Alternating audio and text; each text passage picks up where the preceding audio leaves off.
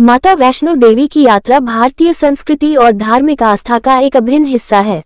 उत्तर भारत के जम्मू कश्मीर राज्य में स्थित ये तीर्थ स्थल न केवल भारत के कोने कोने से आने वाले भक्तों के लिए आस्था का केंद्र है, बल्कि विदेशों से भी श्रद्धालु यहाँ अपनी मन्नतें मांगने आते हैं। माता वैष्णो देवी के प्रति आस्था और विश्वास इतना गहरा है कि हर साल लाखों लोग इस पवित्र यात्रा पर जाते हैं। माता वैष्णो देवी का मंदिर जम्मू कश्मीर के कटरा से लगभग 13 किलोमीटर की दूरी पर स्थित त्रिकुटा पर्वत की 3 चोटियां माता के दिव्य निवास का प्रतीक मानी जाती हैं। समुद्र तल से लगभग 5200 फुट की ऊंचाई पर स्थित इस गुफा में माता वैष्णो देवी विराजमान है। गुफा में कोई प्रतिमा नहीं है, बल्कि 3 चट्टानें हैं जिन्हें पिंडियां कहा जाता है। ये पिंडियां माता महाकाली, माता महालक्ष्मी और माता महासरस्वती के रूप में पूजी जाती हैं। भक्तों का विश्वास है कि माता वैष्णो देवी के दर्शन मात्र से उनकी सभी मनोकामनाएं पूर्ण हो जाती हैं। यही कारण है कि हर साल करोड़ों श्रद्धालु माता के दर्शन के लिए इस गुफा तक पहुंचते हैं। श्रद्धालु कटरा से माता की गुफा तक की यात्रा पैदल, घोड़े, खच्चर, पालकी या हेलीकॉप्टर से करते हैं। इस यात्रा का अनुभव भक्तों के लिए जितना कठिन होता है, उतना ही आध्यात्मिक शांति देने वाला भी होता है। करीब 13 किलोमीटर की चढ़ाई माता के धाम तक ले जाती है, जहां हर कदम पर श्रद्धालु जय माता दी के जयकारे लगाते हुए आगे बढ़ते हैं। इसके अलावा आधुनिक सुविधाओं ने यात्रा को और भी आसान बना दिया है।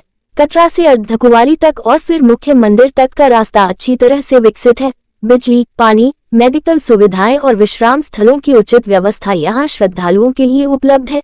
इसके साथ ही यात्रियों की सुविधा के लिए कटरा से भवन तक हेलीकॉप्टर सेवा भी दी जाती है, जिससे बुजुर्ग और कमजोर श्रद्धालु आसानी से माता के दर्शन कर सके। माता वैष्णो देवी की गुफा का धार्मिक और आध्यात्मिक महत्व अत्यधिक है।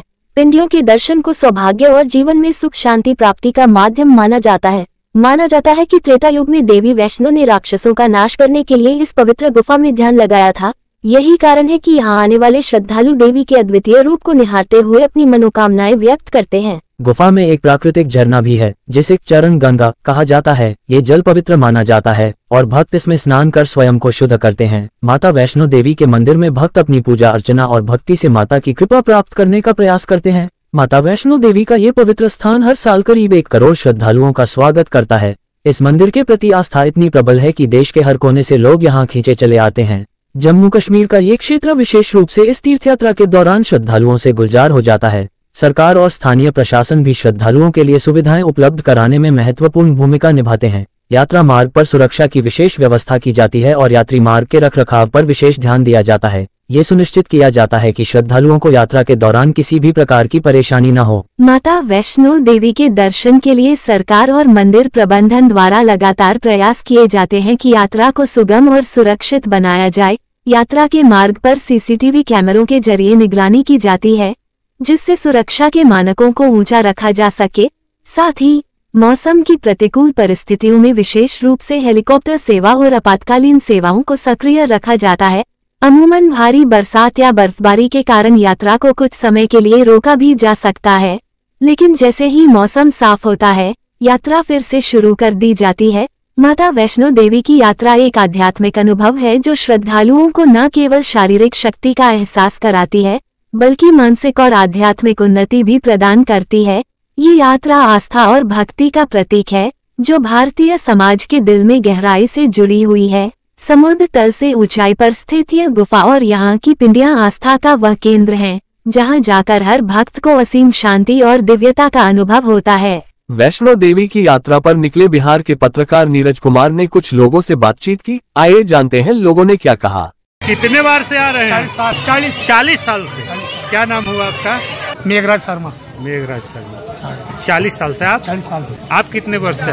2 वर्ष से। आपके साथ हैं? साधु है। तो 40 साल से आ रहे हैं और अब और 40 साल पहले का अनुभव बताइए। तो बहुत अंतर है। बहुत। रोड भी नहीं थी। रोड भी नहीं था। कैसे लोग आते थे?